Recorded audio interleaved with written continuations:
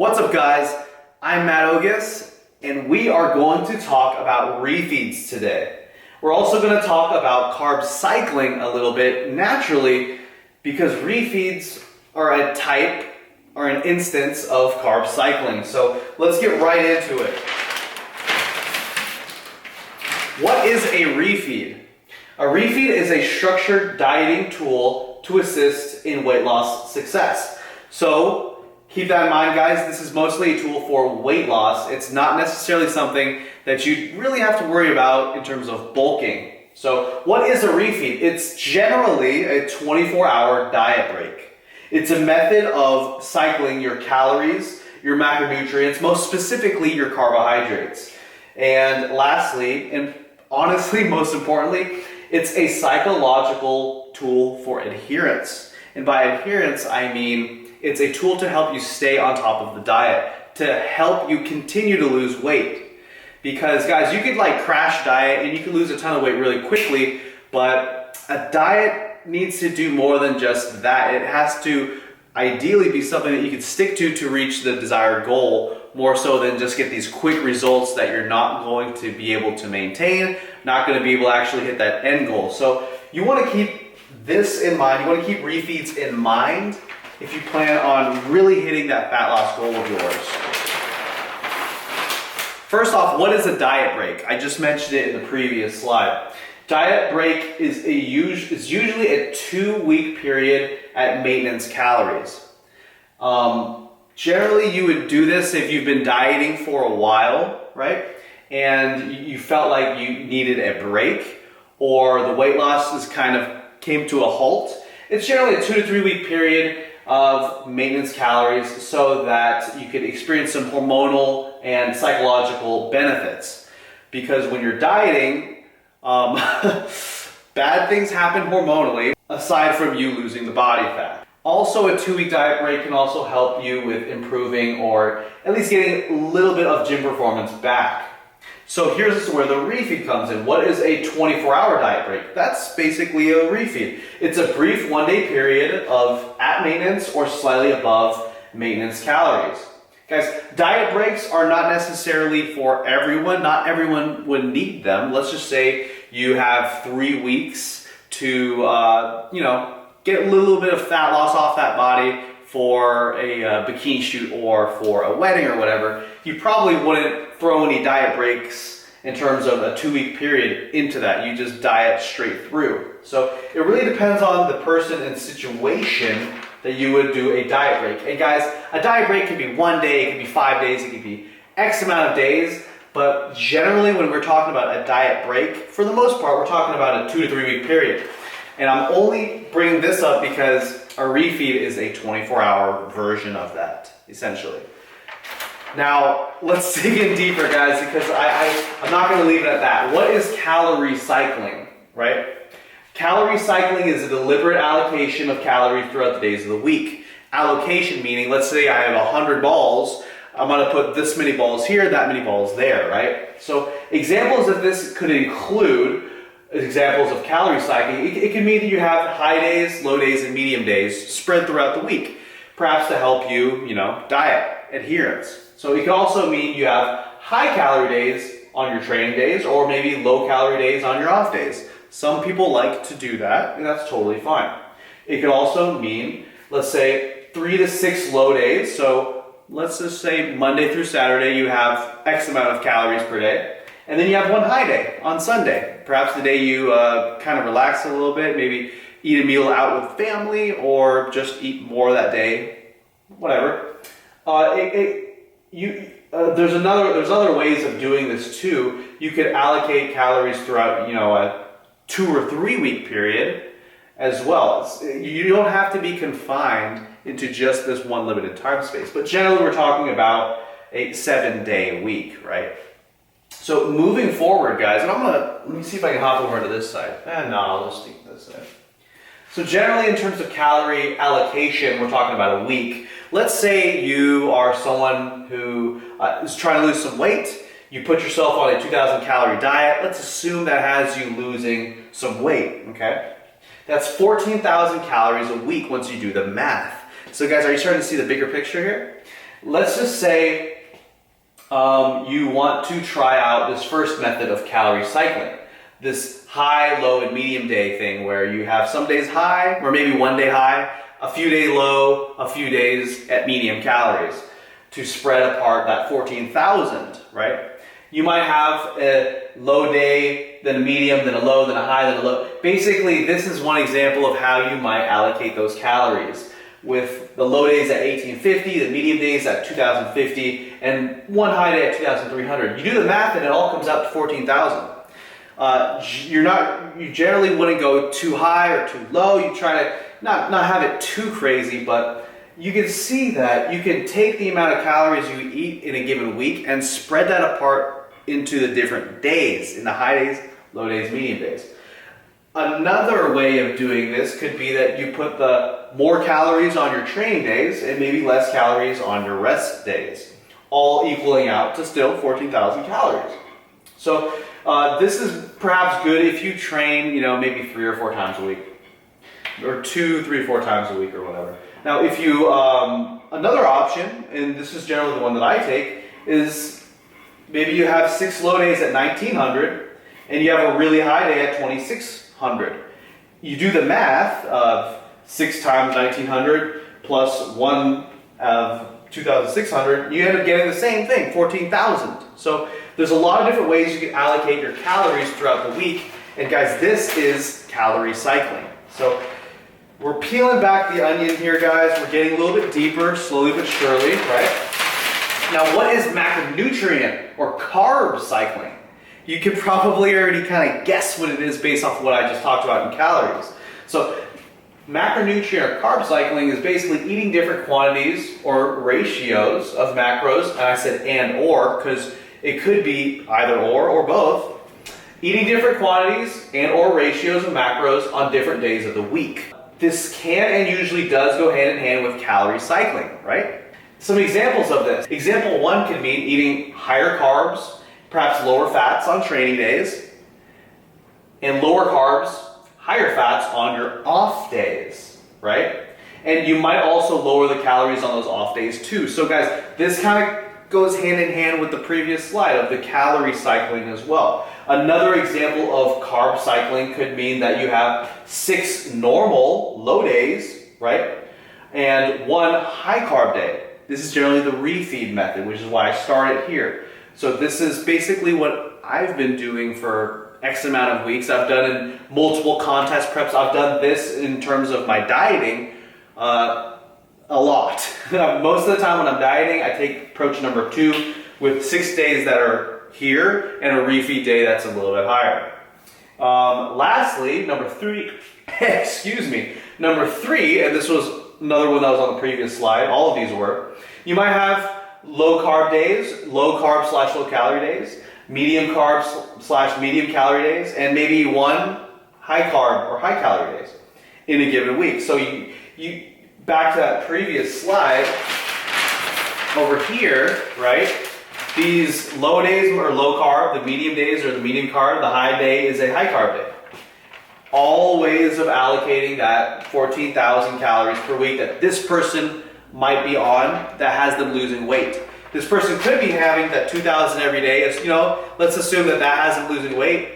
He could do that, and or he could do it one of these ways. So there's lots of different ways to skin a cat, guys, and it's important to try to find the right way for you. So let's get moving forward. We're slowly peeling back the onion. We're digging a little bit deeper, guys. Hope you're learning something. Hope this is, helpful. Now, why? Why would you macronutrient or carb cycle or refeed? One or the other. Why? Now, I'm actually going to talk more about refeeds in this video, but since refeeds are a type, a method, an instance of carb cycling, I'm also going to talk about what people assume carb cycling is, what we're generally talking about when we say carb cycling. So, guys, I also want to iterate, there's not a ton of research on this, especially the refeeds. Guys like Eric Helms, Lau McDonald, Alan Aragon, they're a part of this industry, and they're trying to help make all of this clearer for us. There's a lot of scientists who are trying to figure this stuff out still. So shout out to Eric Helms, my boy, which I will also mention him at the end of this video again. Now, macronutrient carb cycling, it can be done pretty much in any type of phase you may be in. It can be done if you plan on deliberately cutting, losing body fat. It can be done if you're deliberately trying to recomp or recomposition, or in other words, not really gain much weight, not really lose much weight, but lose body fat while putting on muscle. Kind of at the same time, but when you do that, you're generally not putting on as much muscle as when you're actually lean gaining. You're not really losing as much fat as when you're strictly cutting. You're kind of trying to get the best of both worlds, right? This is actually what I recommend if you are recomping. If you are trying to, recomp that, basically lower the fat while building, while gaining muscle at the same exact time. If you are trying to do that, I recommend the carb cycling versus just eating the same every day, etc., etc. But also meal timing comes into, that's where meal timing actually kind of comes slightly into importance, and we're going to get into that. And you can also carb cycle if you are bulking, actually trying to gain muscle. So it can pretty much be used in all three different things, whereas refeeds generally are most used for cutting and cutting only. I'll get into other instances of where you might have refeeds as well. So we're digging deep, guys. Now, why carb cycle? In the sense that I just described, with like the high days, the low days, and especially with recomposition, like trying to maximize muscle gain while minimizing muscle loss, while maximizing fat loss. Why would you do that? There possibly are some nutrient partitioning benefits. Like I just said, maximizing muscle gain retention on your training days. So on your training days, you'd be eating more calories, more carbohydrates, and you'd be doing that because while you train, you're depleting some muscle glycogen, not all of it, but some of it, and there's a supercompensation kind of effect in terms of the sensitivity of insulin, so that more, the carbohydrate that you're taking in is going to be used towards the muscles. And that's where meal timing can come into play, and you probably want to get most of those carbohydrates post-workout, right? Now, you would want to put the lower carbs on the days off to maximize fat loss, or the lower carbs / lower calories on the days off from the gym, if you're doing it this style, to maximize the fat loss. And this is mostly for the recomp guys here. So that involves, like excuse me, I'm getting redundant here. I just explained what that involves. This is really good if you're training 3 to 4 times a week. So you have 4 workouts. Generally, you probably want to do full body and or upper or lower type workouts, so that you can get that frequency in during the week, but also have days off. So if you're training more frequent than this, you're probably not having enough rest days and not enough low carb / low calorie days to kind of best utilize this nutrition approach. We're trying to really maximize nutrient partitioning. Now, if you're training less frequently, like 1 to 2 times a week, I'd say your priority would be getting another training session in versus trying to utilize this kind of carb cycling. Yeah, you could still go ahead and have low days on those days off and really pound yourself with calories and carbs on that on day, especially that post-workout.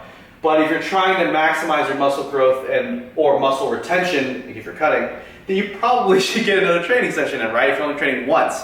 As a natural, you probably want 2 to 3 times, per muscle in there per week. If you're doing upper lowers, that's great if you have 4 workouts, 2 lowers, 2 uppers. If you're having full body workouts in the week, maybe you have 3 or 4, probably 3 full body workouts in that week. And you try to hit a lot of the carbs right after that workout for the nutrient partitioning benefits. And obviously less carbs, less calories on the days off to hopefully get some fat loss, or maximize fat utilization on those days by having higher fats, lower carbs, and or just lower carbs, lower calories in general.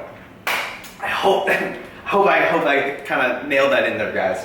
Hopefully. So now refeeds. Finally, we're talking about refeeds, which is what you're watching this video for. It's the title of the damn video.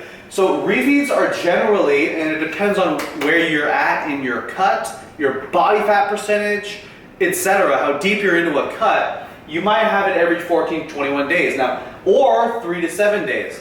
Why the difference? Why the disparity? Some guys are really overweight. Let's say you are in the 20%, 25% or higher range. You probably don't really need a refeed ever that often until you get into a more suitable body fat range, more in the healthier range. Now if you're in the healthy range, but you're still pretty up there, let's say you're 15, 20 or even 25% body fat, or around 20% body fat, you might not need to utilize refeeds at all still, but you may decide to once every 14 or 20 days, right? Something like that, throw in a refeed, definitely cutting. And once you get lower body fat, have lost more and more weight, you might want to start increasing the refeed frequency. So currently, guys, and I've been cutting, I've lost already, I don't know how many pounds exactly, but 15, 20 pounds or wherever it might be, and I still am only refeeding once every 7 days. So that's how I'm doing it. Another thing with refeeds, another benefit I'd say, is that they're very simple, right? In comparing them to a more lean gain type or cutting or recomp lean gain, in terms of the carb cycling, it's pretty simple to just have one refeed every 7th day. Every Saturday or every Friday or every Sunday or whatever day of the week you decide, it's pretty easy to just say, that's my refeed day, all other days are low days, and that's that. So it also makes more sense, guys, if you're training 5 to 6 times a week, right? Because it wouldn't make, you're not gonna be able to get that same kind of fat utilization on the low, because you just don't have that many off days. Like you're training at a frequency that you're probably just best off with having calories steady, having carbs steady, and then maybe having a having a high carb, high calorie day. And this one right here can be it can be strategically placed, and I'll talk about this later too. It can be strategically placed for greater gym performance. Obviously this can too, but with this refeed day, the one day of the week, you can strategically put that before a specific lift and or workout that you want to maintain your strength in. Or if you are deep in a cut, you might even want to increase the strength in. So if you train, and here's some recommendations, guys. If you train in the AM, if you train in the morning, you might want to have your refeed, or at least the bulk of the calories and carbs from the refeed, on the night before. And this comes from experience, comes from just what I know that other coaches do. This is generally the recommendation. And if you train at nighttime, you can have the refeed or most of those calories leading up towards that workout. So it depends on when you train, what lift you want to really maintain, really focus on. Some guys like myself, I'll gear it towards my squat workout, since I really like having my squat numbers good. If I train early in the morning, I'll get lots of the carbs the night before. If I'm training, let's just say midday or even later on in the day, I'll try to get a ton of the carbs before that squat workout on the day of. So hope that makes sense. Put most of those carbs surrounding the workout, so that means leading up to and post-workout, since there is a benefit to getting a lot of those carbs in post-workout, since the glycogen depletion and recovery, etc., etc. So it can also be used for flexibility. And I'll explain that a little bit later. In fact, I'll explain at the end of the video. So keep that in mind, guys. I'm going to explain how it can be used for flexibility at the end of this video. We're almost getting there, by the way, guys. We're actually just about to get into how to actually set up that damn refeed. And I'm sorry this video is getting pretty long, but I really wanted to get in depth. So there are some limitations of refeeds, right? A lot of people think that, well, I'll get into that in a second. Guys, 1 day at maintenance calories, which a refeed generally is, or around, or just slightly above, most likely isn't going to effectively reverse negative hormonal adaptations of a long caloric deficit, which I'm basically getting into now. I'm talking things like low libido, low sex drive, just feelings of just awkward, like, whoa, I feel weird, And women especially too, maybe even definitely worse. So, but for men, it's not going to magically solve the problems of that, for example, and other hormonal issues. One day is not enough. If you're deep in a cut, they're not going to make your workouts magical. They're going to have some slight improvement if you place them strategically, but it's not like you're going to get crazy pumps all of a sudden from just one refeed day necessarily. It definitely can help, and I'll get into that in a bit, but they're not going to be this magical thing that's like, oh man, it's all good, I'll just place my refeed day before that deadlift and I'll hit a brand new 1 rep max. No, it's like when you're dieting down, muscle retention, strength retention gets really difficult despite having refeeds. Now, they're not going to prevent metabolic adaptation, even though that's what they were years ago generally like assumed to do. We just kind of overestimated it, it seems. They do, on the other hand, cushion or lessen the caloric deficit. Do the math here and think about it, guys. Like, generally, if you add in the refeed, I'm not talking about redistribution of calories here, but if you like put yourself onto a cut and add in a refeed, then you are basically adding in calories. You are basically decreasing the total deficit. You are decreasing, in a way, the total fat loss within a given week. Even though adherence-wise and overall, you're actually probably going to be burning more fat, interestingly. So they do help stretch out a caloric deficit in a way, but they're beneficial for the many reasons I've already explained. So, and last but not least, they're not going to improve your credit score. So let's get started with the actual juice. Let's get started with the good stuff. Here is, sorry to keep you waiting, guys. Here is basically how you set up your refeed. And I hope I didn't introduce this too late. It's pretty damn simple, but I really wanted to educate you. That's the whole point of this, guys. How to set up a refeed. Now this carries on with the previous video I made, with the macros video. Remember we had this individual at 3250 maintenance? His bulking calories we might have at 3,500. His cutting calories we might have at 2,750. Well guys, remember we broke down into the macros of 65 fat, 320 carb, 220 protein. If you guys, this doesn't make sense, just go back and kind of glance over that last video and I'll put an annotation or a link in the description box or something, but it was my Nutrition 101 macros video. These were the macros we got this guy to start his fat loss, assuming he was gonna have, you know, maybe 6 to 13 days of this and then a refeed day. Where would his refeed be? What would we put his refeed to start at? Start at, keyword. We would basically have it at maintenance calories. We would basically take these right here and reverse engineer it, or just add 500 calories to 2,750 in the form of carbohydrates. 500 calories, 125 carbs about. And this is all theoretical in general, guys. Things can be moved around. These aren't fixed pieces, fixed parts. Your coach might do something differently. You might do something differently. I do something differently. But this is just a general way of doing, the hell does that sound? General way of doing refeeds. So we keep the fat the same, keep the protein the same, but add the difference of the cutting calories and the maintenance calories, generally worth of carbohydrates. So now he has 445 carbs because we just added 500 calories. Now, over time, you're probably wondering, Matt, does this get adjusted? Because over time, the cutting calories, the cutting macros, the deeper you get into a cut, the lower you're gonna have to take them, and or the more cardio you're gonna have to do to keep that weight loss going, right? To keep it continuing and continuing to end up reaching the goal you might wanna reach. You might have to continue decreasing calories every week, every other week, every third week, or whenever you decide is appropriate. So over time, the 65 fat, you may turn that into 55 fat once you lose X amount of weight and it starts to really diminish in terms of fat loss. You will most likely, and guys, this is all up to you, but my recommendation is to keep the fats the same with the refeed along with those low days. So when you take the fat down to 55, take the fat down to 55 on the refeed too. As you go lower in carbs, keep the carbs. You can, I recommend this, Keep the carbs basically the same of the refeed that you started with. For the most part, just keep it the same. So you can see the 445 carb stays throughout the entire thing.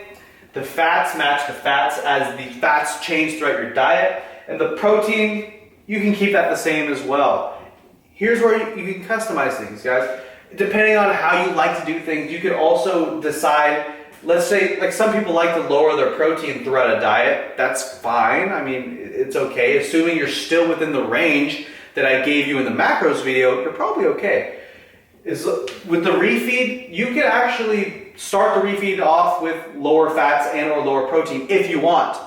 But guys, my recommendation is just to keep the fats and protein the same as the low days. Keep the carbs the same that you began the refeed. Hope that hones in there, guys, because over time you're going to be lowering the low days calories, the low days carbs, low days fats. Maybe even if you're doing a bodybuilding show, you'll probably end up even lowering the proteins just to get that last bit of fat off.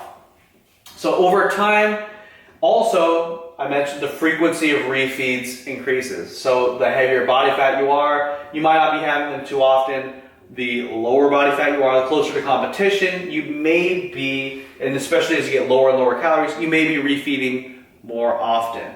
Now, guys, let's move on to the next thing I want to talk about, and that is the last slide. So what did I mean by flexibility in terms of moving them around? So let's say you normally have your refeed, which is once a week for you. You decide that's what you want. Let's say you wanted to have it on a Friday instead of a Saturday. Just go ahead and do it. Just freaking do it. Like your buddy invites you out to dinner, you want to have that refeed with him. Since you generally have more food choices, guys, obviously with more fats, but you generally have more food choices with the higher calories and higher carbohydrates that you are consuming. That's why it may be a good idea to do your refeed early on a Friday or a Thursday, or your mom invites you out. You can probably get away with eating more different choices of foods that you can decide upon it, TGI Fridays or BJ's or whatever, if you have more calories, more carbs, and obviously definitely more fats, but we're not talking about here, to deal with, right? So just know you can move them around, guys, as long as you're looking at the big picture here, the total amount of calories throughout the week. If it's still the same, generally we're looking at the same amount of fat loss, right? So I hope these big picture ideas, I'm really striking in on you that it's not just about this one day of the week. It's about the total deficit throughout the week, the total calories throughout the week. I said this earlier, but obviously you could strategize in terms of gym performance and the lifts you want to prioritize. Over contest prep, you may start having 1.5, which means maybe one refeed every 4 days. You might strategically place it before your squat day. Or if you really want to maintain like arms strength for whatever reason, you might want to put it on your arms day if you train in the afternoon or whatever.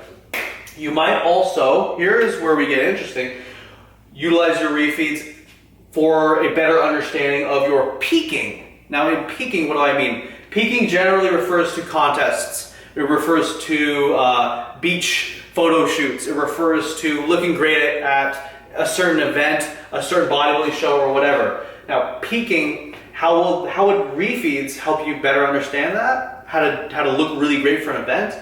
Well guys, generally for peaking, it's all about loading up. It's assuming that you have already reached a low enough body fat to kind of fill yourself back up to a good amount of muscle glycogen saturation, a good amount of carb intake so that you look your best. And this is assuming that you're already lean enough, that you look your best in terms of body fat, but we're trying to fill you out so that you look best on stage for your given, physique, best at a show or whatever it might be.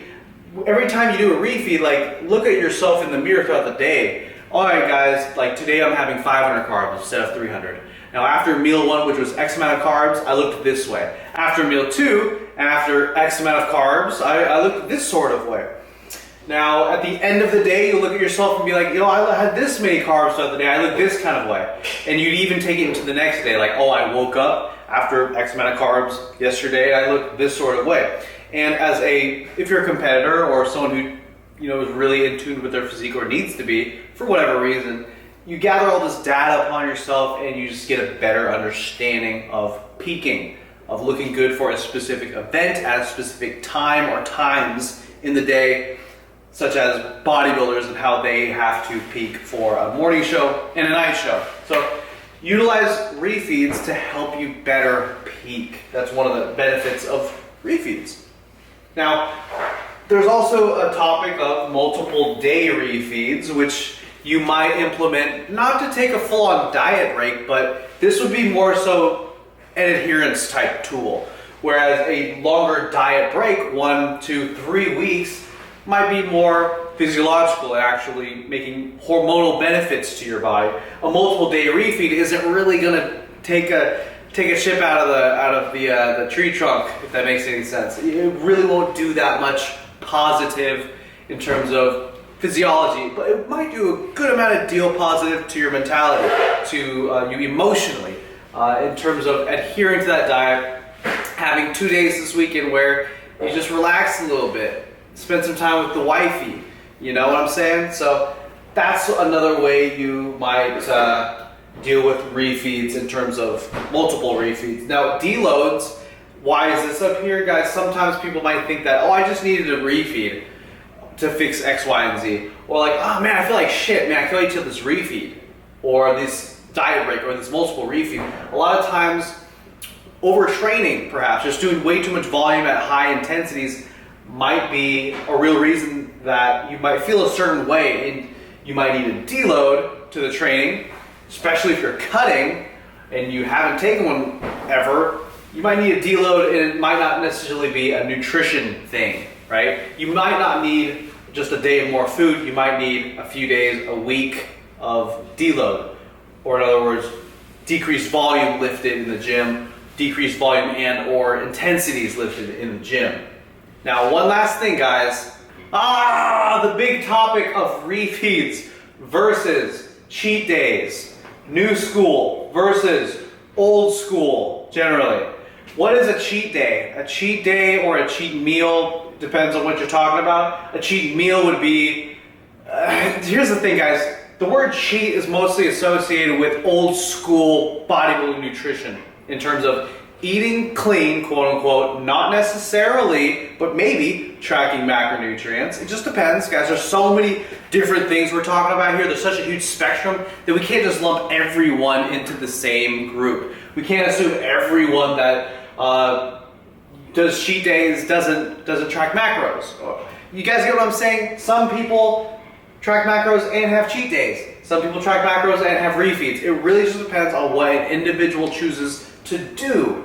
But generally, let's just talk about generally, refeeds, the 24-hour deliberate, intentional placement of macros on a specific day of the week with certain macros, that's what the refeed is. The cheat day usually is a day where a person eats 1 or 2 meals out at restaurants or whatever. You could still eat restaurants if you're refeeding, but generally these are mostly untracked. Quite often these are also higher calories and or higher fat days compared to what most people do on a refeed day.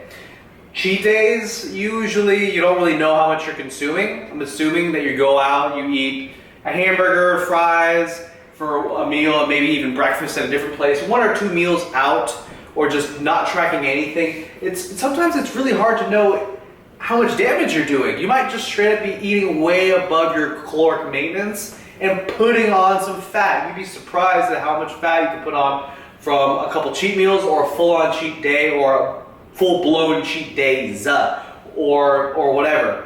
Guys, the main thing here with refeeds versus cheat days is you want to utilize whichever or both or just refeeds, or utilize a strategy to help you minimize binging and maximize diet adherence so that you can reach the goal of the diet that you set in the first place. So if you notice that cheat days turn into binge days, if you notice that cheat day or cheat meal turns into cheat meals with an S or cheat days with an S, try refeeds. If you notice that refeeds turn into binge days or cheat meals or cheat days, you might want to reanalyze and just take a mental inventory of what's going on up here, because you may have a bigger issue than this diet going on. Or you may need a diet break, a straight up diet break, as in 2 to 3 weeks of eating around maintenance. For a lot of people, they can't even take diet breaks because they're so messed up hormonally perhaps, or they've been dieting for so long that they just can't even resist binging. So quite often, if you are binging or whatever, you just have to keep a mental and emotional tab upon yourself, regardless of whether you're doing refeeds or cheat days. But for the purposes of this video, guys, just know that refeeds are generally very deliberate, very intentional. I'm eating an X amount of fat, carbs, and proteins. And most of the time when people have a full-on cheat meal, cheat day, etc., they're usually not tracking, and most of the time they may be eating more than they think. There could be more damage done against the diet than they think. They're less deliberate, less intentional, and for the most part, if you're actually contest prepping, hopefully you're doing refeeds so that you can have better control of your body composition versus cheat days, which you may not have better control of your body composition using. Now guys, if this isn't a big deal to you, in which it shouldn't be for most of you, to be honest, if you're just dieting to lose some pounds, like, don't really worry so much.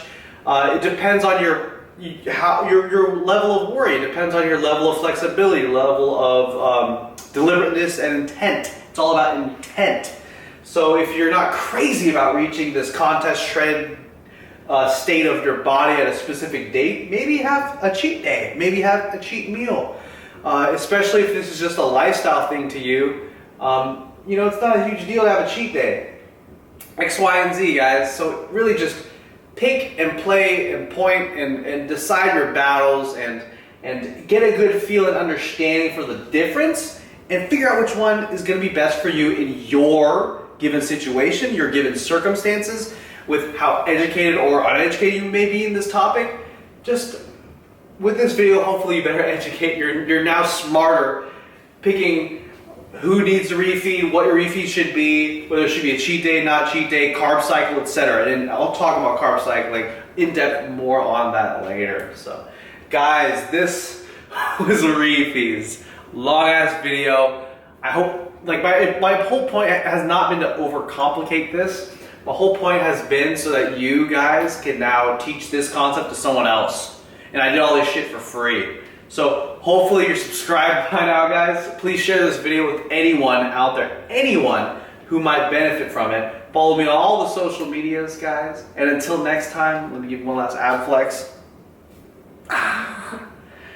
I'll see you guys in the next video. I think that's pretty good. You want to hop in here and just say hi or whatever?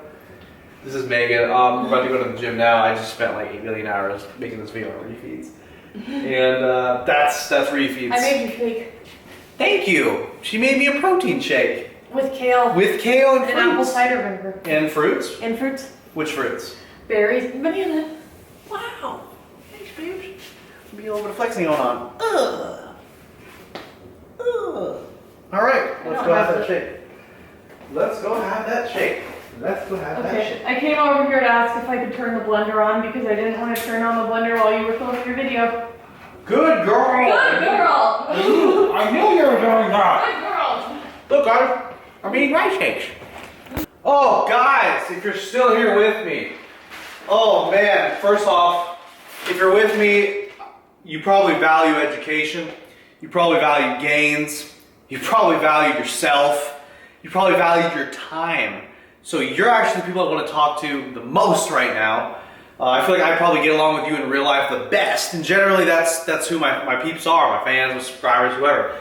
You guys are pretty educated, you usually make more gains than most people. I just love you guys, and isn't it weird, like you always just end up liking people a little bit more if they're not necessarily like you, but if they're the type of people who like you? I don't know, it's just weird. Maybe it's really egoic, but I don't know. But guys, I'm at the point of the video where I'm gonna straight up do a sales pitch here. You definitely want to check out Oguspyramid.com because Eric Helms has made these ebooks called the Muscle and Strength fucking A. Tongue twisted. The Muscle and Strength Training and Nutrition pyramids. I just got lost for a second. And in these books, you learn about refeeds, carb cycling, all of this good stuff to a much more in-depth and greater degree. I just took 30 minutes of my time to tell you guys about refeeds. It's going to get even more in-depth, even better information, more information on this as well as all the other topics of training and nutrition. So I highly recommend you go and purchase these ebooks. Affiliate disclaimer, yeah, I do get commission. It doesn't change the price of this. But as you guys know, I just gave you all this free information here, and I'm telling you that this is even better than this. So I'm throwing a right hook here, guys. I jabbed. Here's my right hook. I want you guys to go and buy the ebooks at Oguspyramid.com, link in the description box.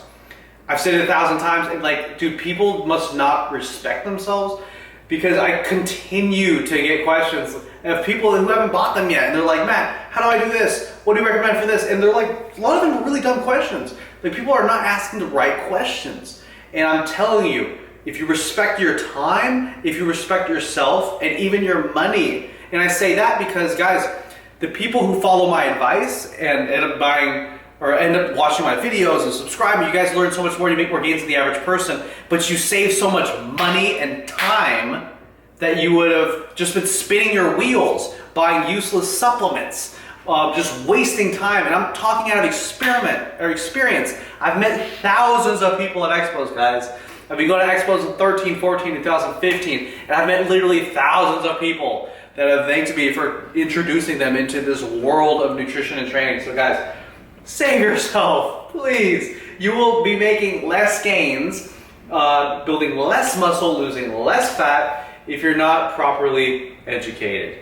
Effort only takes you this from 0 to X, but if you combine that with solid understanding of training nutrition, you will get to 0 to X plus quite a bit, You'll end up reaching just way greater heights. So once again, I highly recommend clicking the link in the description box and learning all you can about training nutrition so that you can build more muscle faster at the highest rate possible. Hopefully, given the amount of effort you give, you will just make a lot more gains, lose a lot more fat, because that's how important it is to know what you're doing. Guys, Oguspyramid.com, freaking buy that shit. Just do it. Thank you guys, peace.